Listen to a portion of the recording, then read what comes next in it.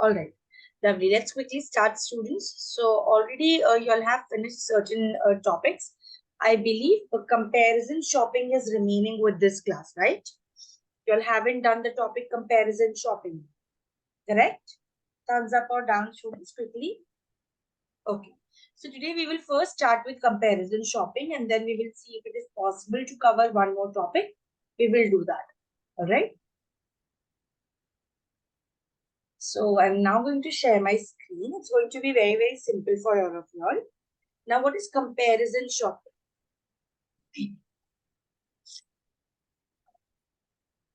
Whenever you go out to buy anything, students, you have a variety of options in front of you, correct? But what do? You always go, you first see what brand you want, then you look at the price. Then what do? You compare the price of that goods with some other goods which is available, correct? This is called comparison. Comparison means when you have some options with you, you will take those options into consideration and you are going to now weigh them. Weigh them in terms of price, quality, what is the output that you want. And finally, before actually buying a product, you will choose one. This choice is known as comparison shopping. Okay. Now, who will do this comparison shopping? Who will do it? Any person who is buying, that means a consumer. Whoever has to use it, only that person will buy, right? If I will say, I will buy things for you all will say, but ma'am, ask us know if we want it or not. Correct? So a consumer is a person who requests and consumes the goods and services. And in exchange of consuming, what will he give? He will give money. Right? If you want to use a diary, you will go to the shop, you will look at 10 diaries, then you will decide, okay, I want this diary. Now, when you want to purchase the diary, what are you going to give in return? You have to give money. Without giving money, nobody is going to give you the diary for free. All right. So this is called as a consumer. Somebody who uses a product in exchange of money is called as a consumer. Now, why should we compare? It's okay, no, if I enter the shop and if whatever I see first, I will go and buy. Do you do that?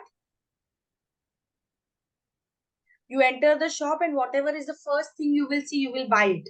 Or you will tell the shopkeeper that show me more products. If you're going to the stationery shop to buy a pencil or a pen, will you go to the shop and say, I want a pen? And any pen that the person will give you, you will take and come? No, right? You will go and tell him, no, I want a blue color pen. I want cello gripper or I want a Lexi pen. Then he will show you the pen. You will say, no, not this one. I want some other pen. Right? Then he will show you a 50 rupee pen. You will say, no, I want only a 10 rupee pen. I don't want a 50 rupee pen. Correct? So why should we compare? Because when you compare, you get to know the price of different products. You get to know what is the variety available. And depending on that, you will decide which one you want to buy. Okay? That is why you should always compare whatever goods you are going to purchase.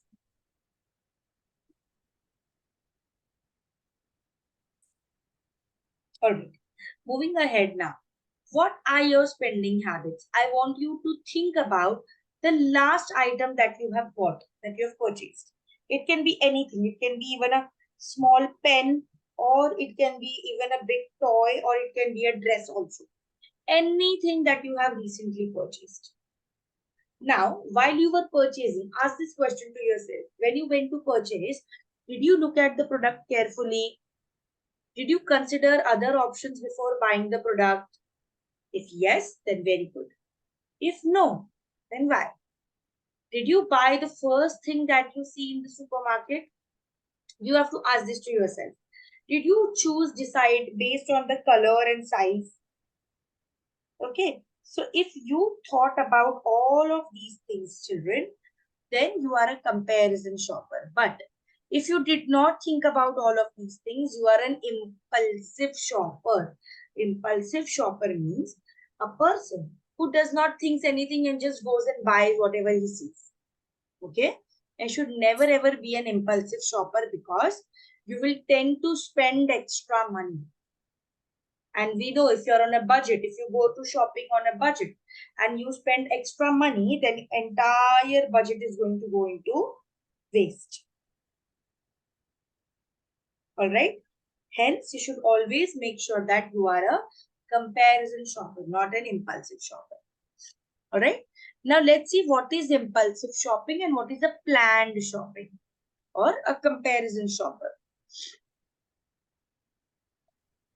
A planned buying. Now, if you have planned something, it will always be rational, means you will think before buying anything. You will just not go and buy anything and come back. It is very well planned. It is in the long term. It is a rational buying. Rational buying means something that you will think, understand, and then buy. Consumer will gather all the knowledge about the product, right? If you are a consumer, you will go and check which all quality of products are available, what is the price in which they are available, what is the price of the product that I want. Then you will have the intention to buy. You want to buy, that is why you've gone out. And you will take a correct decision if you are a planned buyer. But if you are an impulsive buyer, that means without thinking anything. If you will go, you will just go and purchase anything on the spot.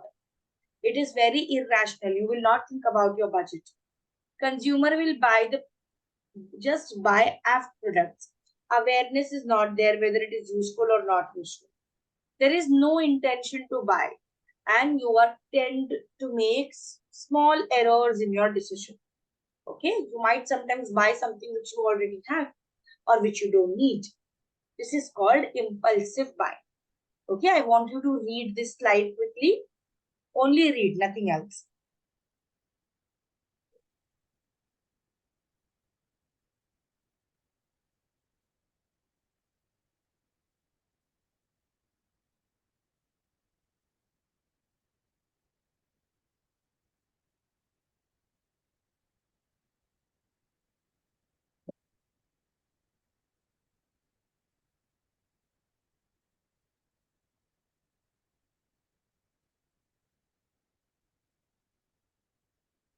Okay, done. Very good. All right, let's quickly move to the next part now.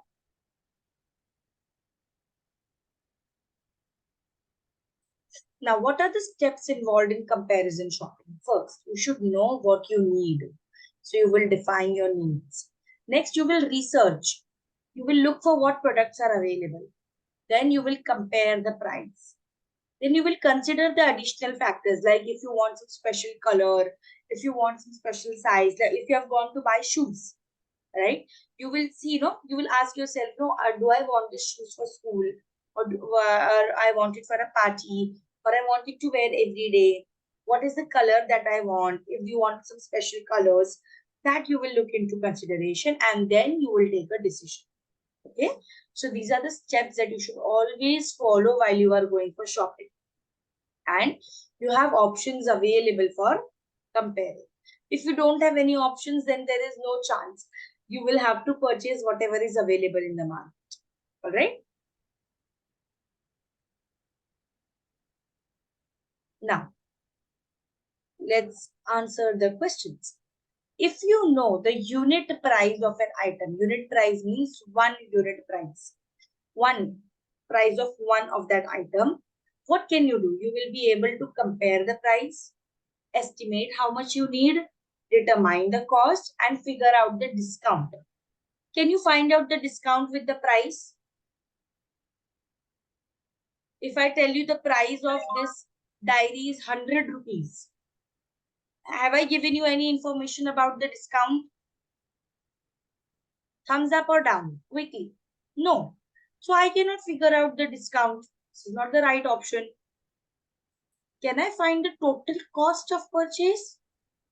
No, I cannot find the total cost. Can I compare the price of two brands? But here they have told me I know the price of only one item. How can I compare of two brands? I cannot do it. But yes, if I tell you that you know the price of one book, you can decide how much you want, right? You decide, no, if you want to buy one, you want to buy two, you want to buy 10, how many books you want to buy. So yes, you will be able to estimate how much you need.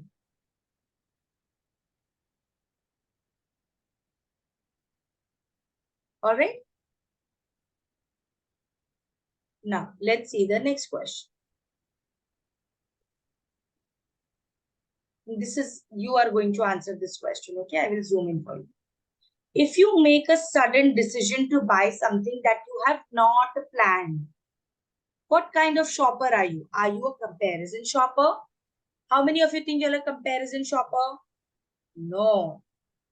Do you think it is consumerism, thinking about the consumers? No. Is it a reckless shopping? No. Is it impulse buying? Yes, it's impulse buying. Very good. Very good. Okay, let's see the next question now. Okay, so is always buying cheap things a better deal?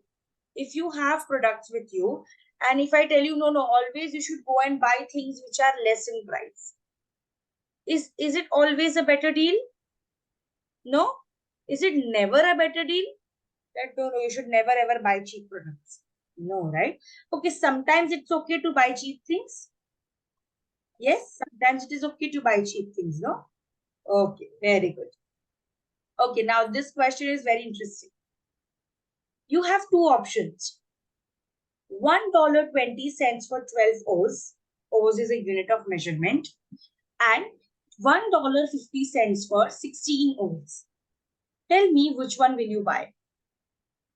Option 1 says you have to spend $1.20. This is money. Okay, this is money. How much will you get? You will get 12 O's in that. Okay. And second option says if you spend $1.50, that means 30 cents more, you will get 16 O's. So if you're just spending 0.30 cents extra, how much unit extra are you getting, children? 4 units extra you're getting. So tell me, will you go to buy 1.20 or will you spend 1.50? You think both of them are equal?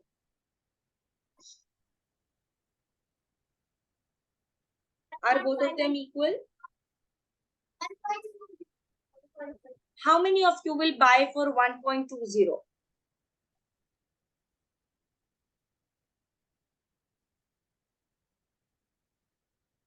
How many of you will buy for 1.50? How many of you think they are equal? Okay. So yes, some of you can choose to buy this, but I would go and buy for 1.50 because I'm getting 4 units extra. Okay. So this is about your comparison shopping. Let's see here. If you bought a jacket for your friend did not like it, what will you do with the jacket?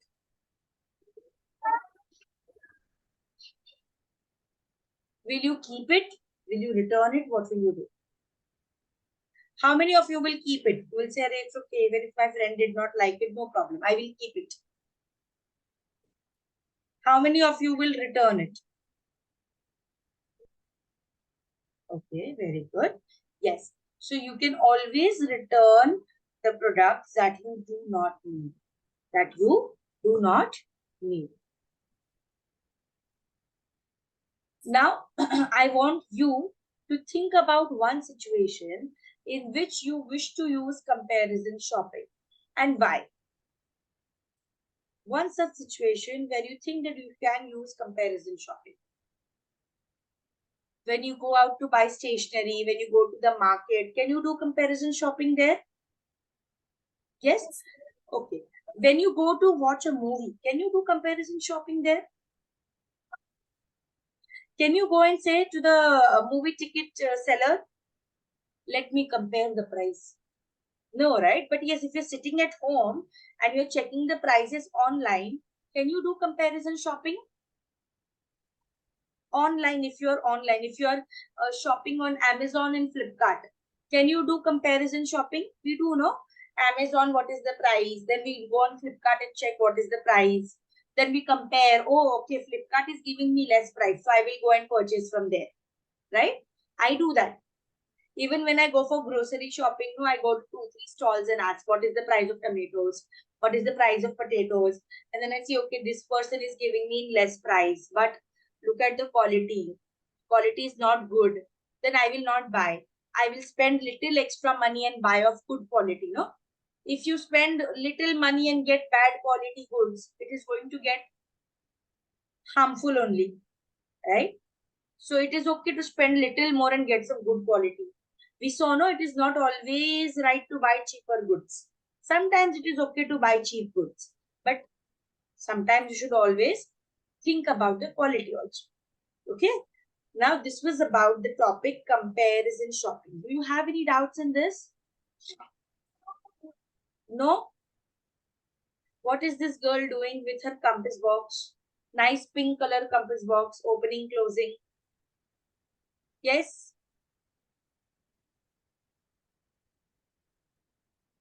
Keep the compass box inside. You do not keep the compass box in the class. Have I asked you to take anything outside? No, I haven't, right?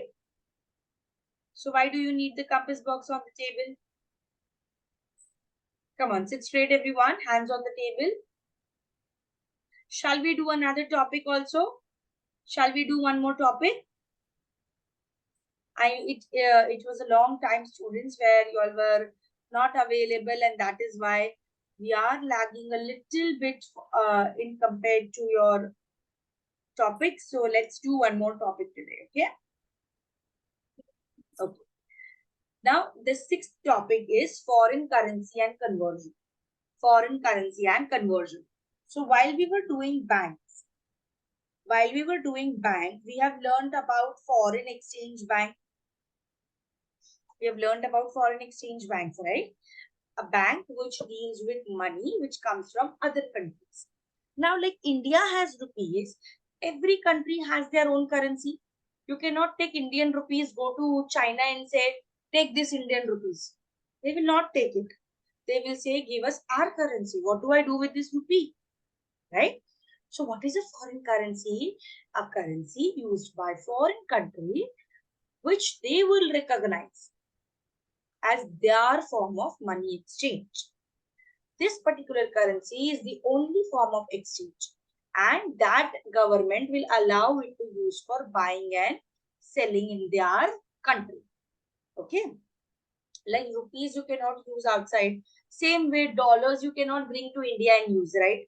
You cannot say take this $1 to the shopkeeper. He will say, I don't know what is this. I don't know, this is fake. Give me rupees. I only know what is rupees. Okay. So that particular currency is used only and only in that country borders. You cannot use it anywhere outside. All right. So some foreign currencies are given here. If you look carefully, you will have, okay, dollars, euros, yen, and pound. So dollar is of America, euro is for England, yen is for Japan, and pound is for UK, United Kingdoms. Okay. These are the country flags which are given. What is a conversion rate? Now, every money, like if you go to India, if you go to US, you will take dollars. How will I understand how many dollars will I get in terms of rupees? That is why conversion rate exists. Okay. It is the ratio between two currencies. Which two currencies? Let's say rupees and dollars, which is used in foreign exchange markets. And this decides how much of one currency I want to exchange another currency. These rates will change regularly for all the currencies in the forex market. Okay, it will never remain the same. It will keep on changing. Now we will also see that why it keeps on changing. But for now, you should only have to remember that what is exchange rate? A ratio of two currencies, which is used in foreign exchange markets, and it designates how much of one currency do I want to exchange the other currency. Okay, we will see the formula for this also, how we can find this out. Okay. Now, imagine we have a global currency. Global currency means only one currency that you can use in any part of the world. It does not require any conversion, no fees required, no loss is there in changing the currency, right? But this is practically not possible. Okay, there is no world currency that we have. But yes, the central bank uses reserve currency. Only central bank, corporations, and governments can use it. And you know, this reserve currency is in the form of US dollars because this is widely used in many parts of the country. And it is believed that this economy is very stable. They don't fluctuate very easily. That is why government for their trading, they will use US dollars. Can we use this? Do we consumers have any global currency? Thumbs up or thumbs down? No. Does the government has any currency, reserve currencies? Government? Yes? Okay. Can your parents use this reserve currency? Your parents? Yes. No. Can central bank use the reserve currency? Central bank? Okay, very good. Lovely. Did you all understand?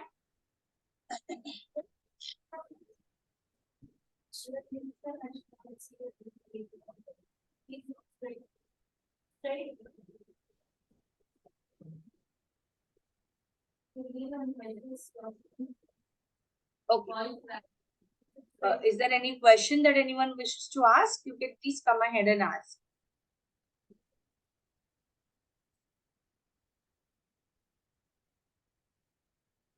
All right.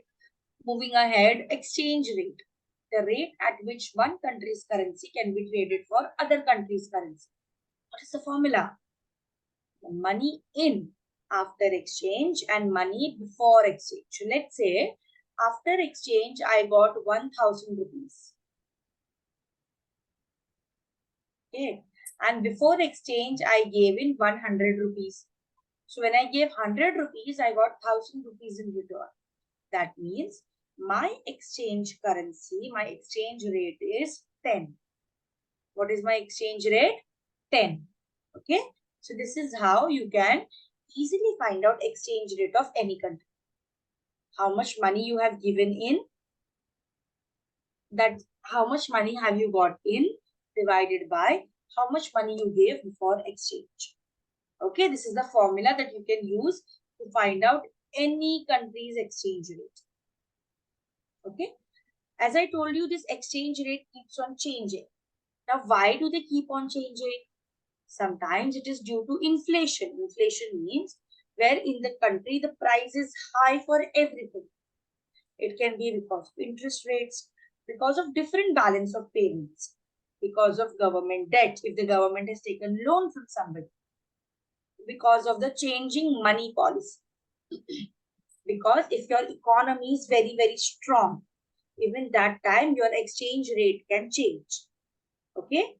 Resource discovery. If you have a lot of resources, if there is speculation, means if somebody is guessing, speculation means guess karna.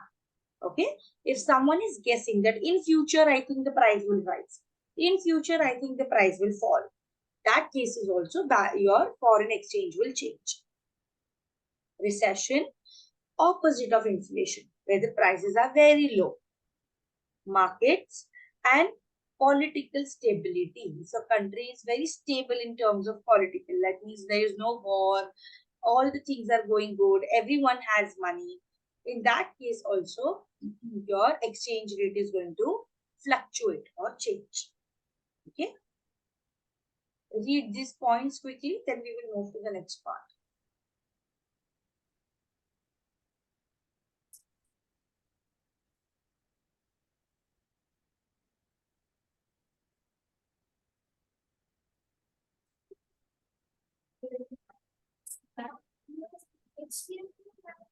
Yes, dear.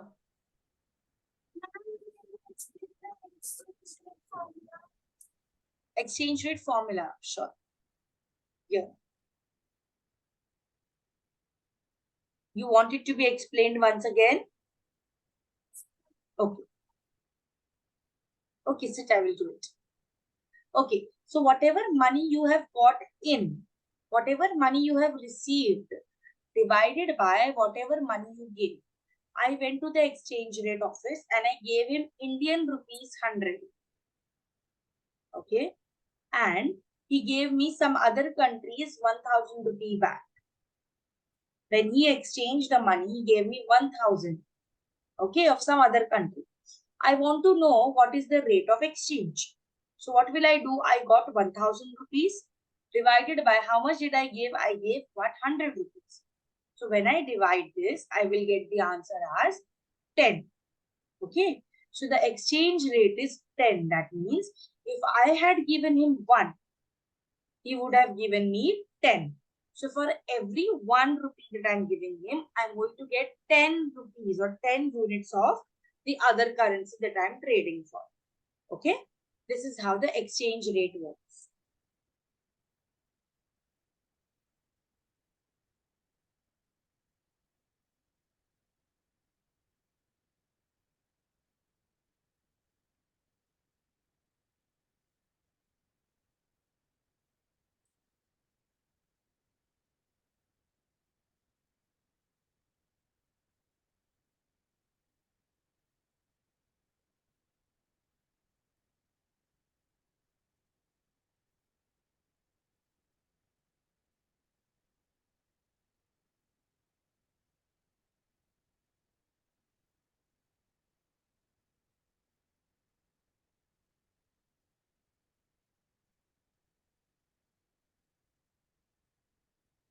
Done? Students reading?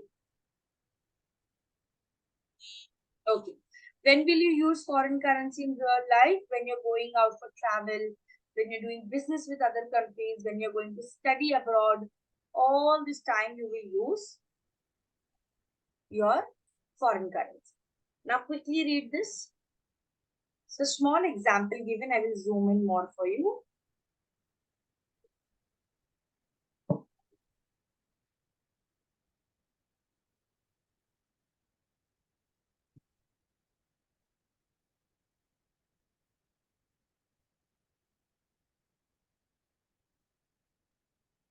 So what is given here? There is a family who lives in US and they are going to visit many countries in their vacation. So their home is in New York. They are first going to go to Toronto, which is in Canada. Then they are going from there, they are going to go to London. From London, they will go to Italy. From Italy, they are going to come to India. From India, they will go to Tokyo. Then from there, they are going to go Australia, and then they will come back home to their Pacific. Okay. So this is the route which is given now. Every country they will go, they will have to exchange their money depending upon their country's visit. Okay. Now quickly, there is one small thing here, very, very interesting. Some countries is given here. Some countries' currencies are given here, and the rate in Indian rupees is given here. So if you have $1 in India, it is equal to 82 rupees. Can you tell me which currency is the highest? Which currency is the highest? Is it British pounds or is it Omani Riyal?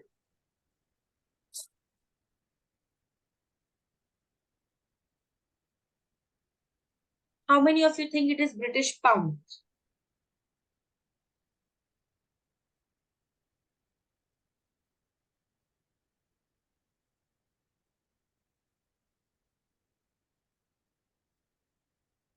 How many of you think it is Omani Riyal? Very nice. So I can see, right? Omani Riyal is 215.26 INR, Indian National Rupees. Okay. Now, Indian currencies. Now, next is, which is the least? Least, very less. Very less. Come on. Is it Japanese yen or is it UAE dirham? How many of you think it is dirham? How many of you think it is yen, Japanese yen? So we can see, right? Japanese yen is 0.57. So if you have one Japanese yen, in India, it is equivalent to 0.57 rupees. 57 paisa, not even 1 rupee. So less in India. Japanese currency is so higher than us, right? So much more higher than us. So this is how you can easily see what are the different currency rates. Okay.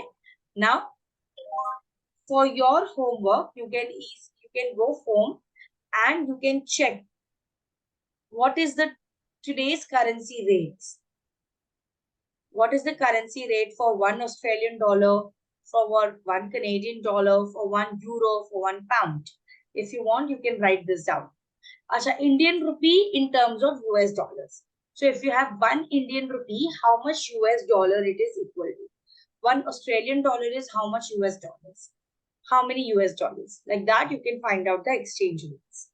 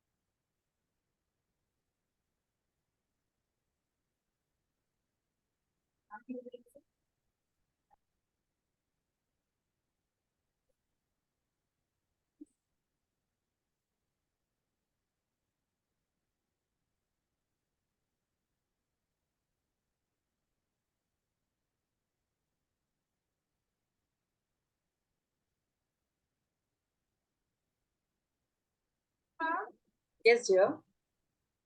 What is this USD? US dollars. Yes. Unit in respect to US dollars. So $1 Australian is how many US dollars? Like that. Okay.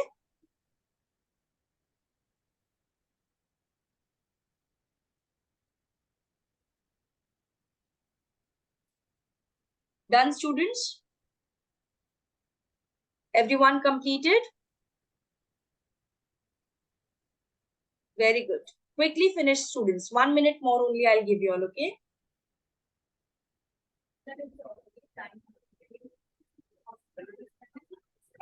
Only 1 more minute.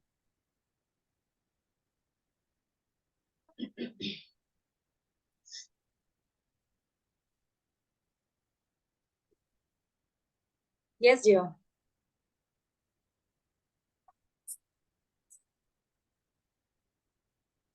You want to ask something? I can't hear you, Bita.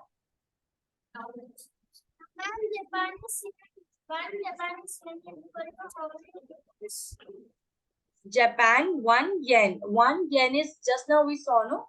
In rupees, it is 0.57.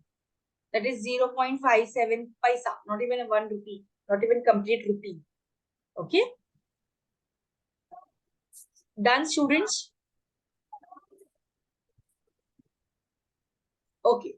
Already we are time up. All the students who are still remaining, please note it down from your friends and complete this. All right. We will meet in the next class with a new topic, everybody. Bye-bye. Have a good day, all of you all.